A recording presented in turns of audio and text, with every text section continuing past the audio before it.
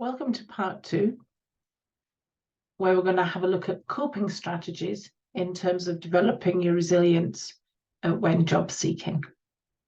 So as you can see here, there are 6 workstations or 6 domains, so areas that you can work on to help improve your resilience.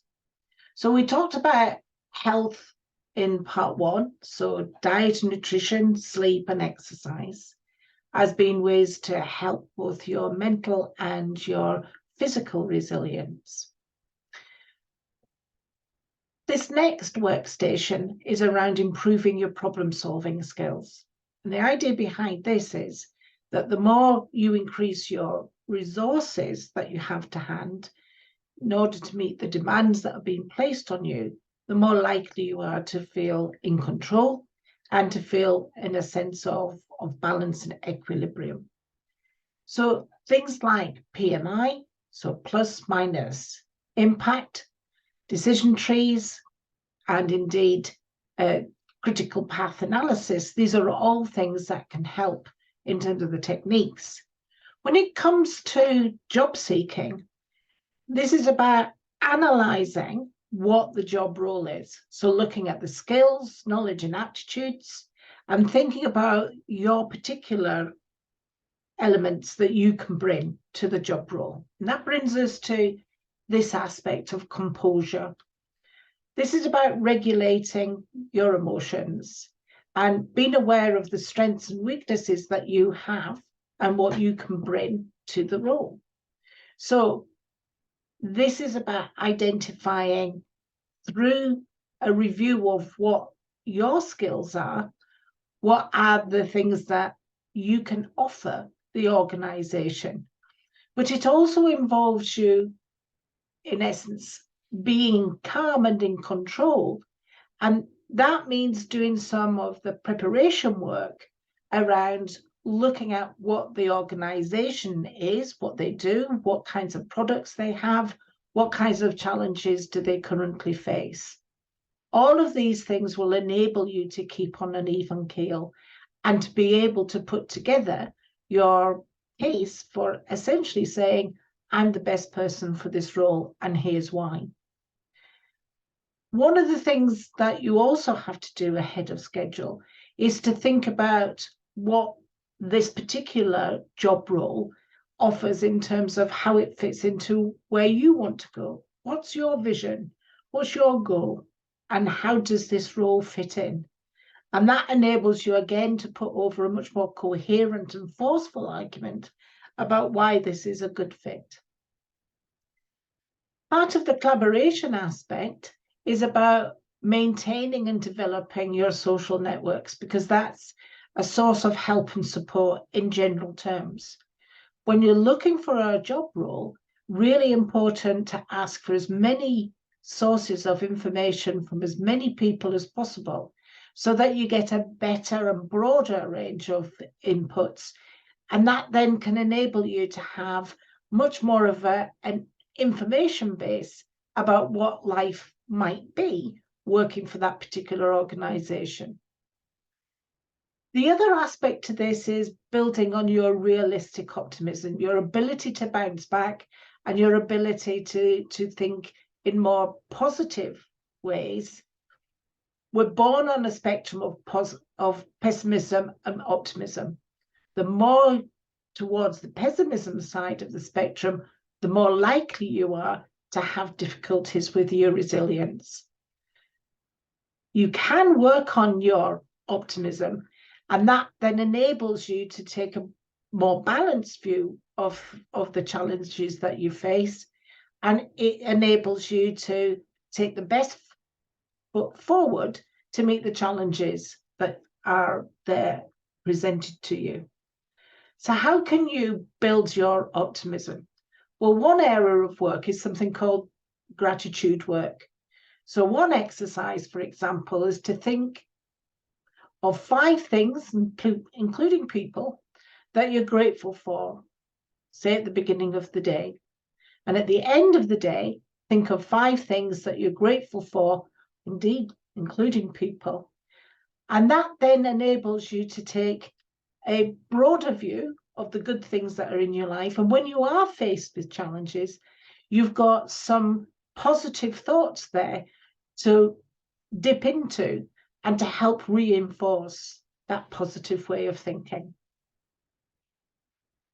That then enables you to bounce back from some of the setbacks that you might anticipate.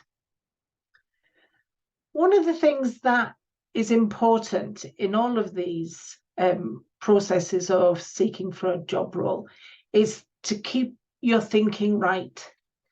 And this model, which is derived from Stephen Covey's 7 Habits of Highly Effective People, can be of help here.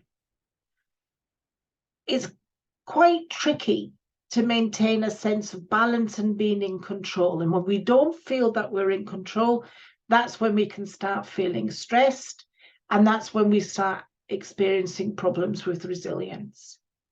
So one exercise might be to think about what are the factors that you can control. So you can control the amount of research that you do.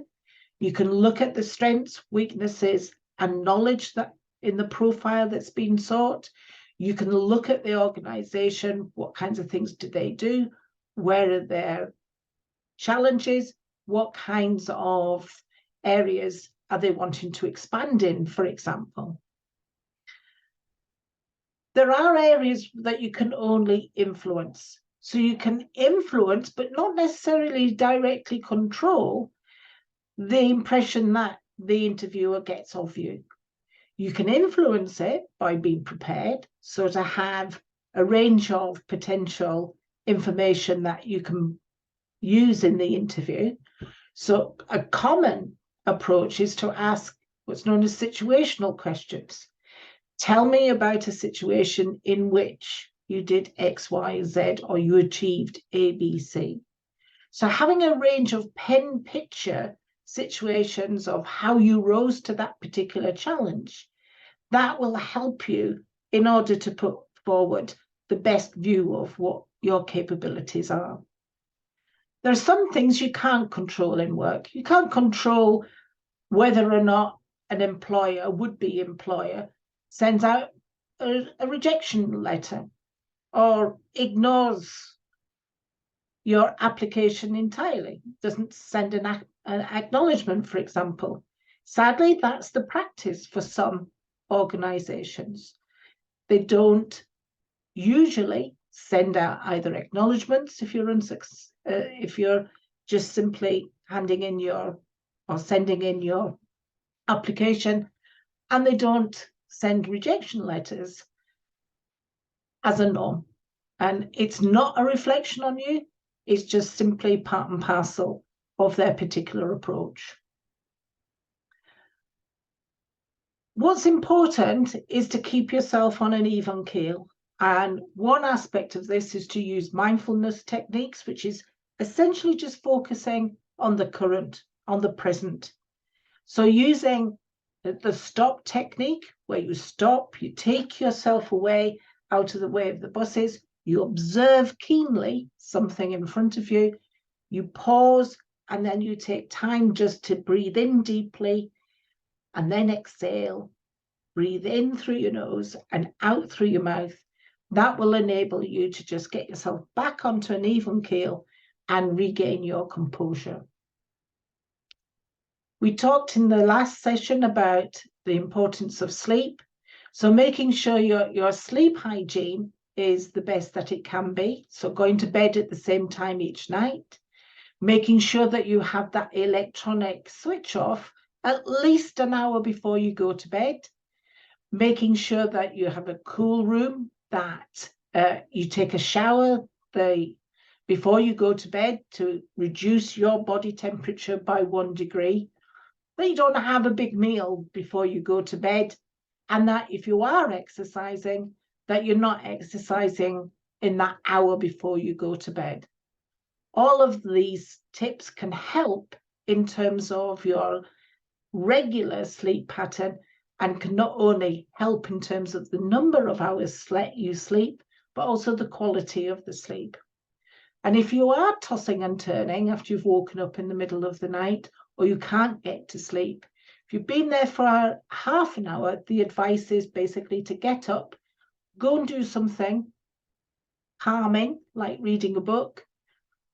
Don't start looking at your computer, but take that few moments just to do something which is calming and make sure that you're rebalancing yourself.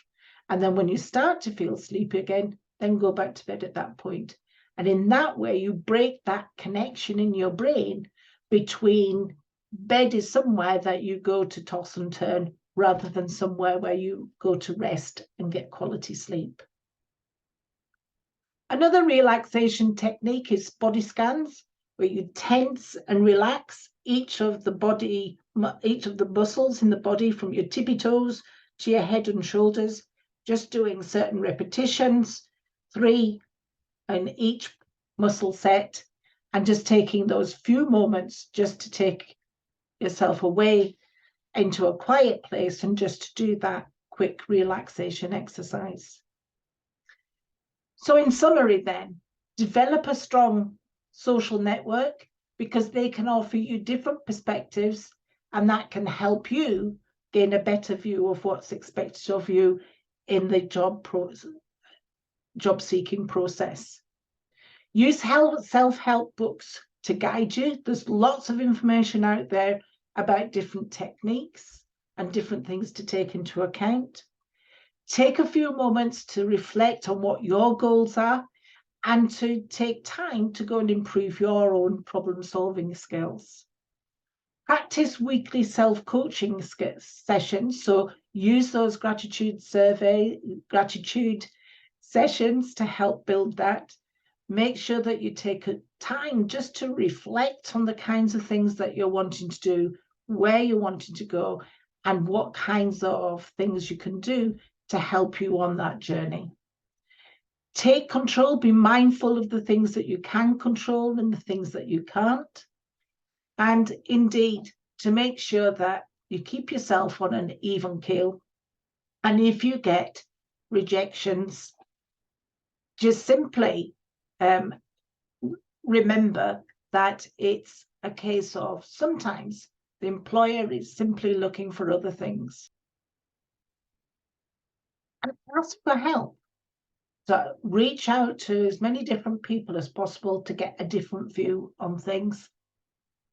And generally speaking, start working through your emotional intelligence quotient, as these are things that will help you once you get that ace job that you're looking for.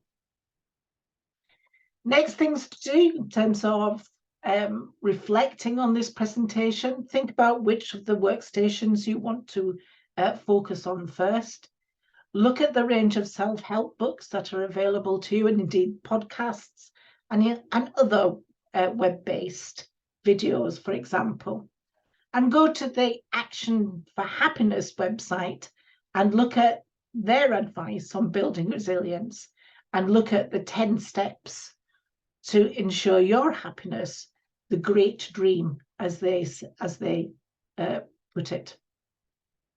And in terms of further resources, thinking about a video interview, because that's quite common and needs a certain amount of preparation into what to expect and how to cope, and how might you overcome your nerves.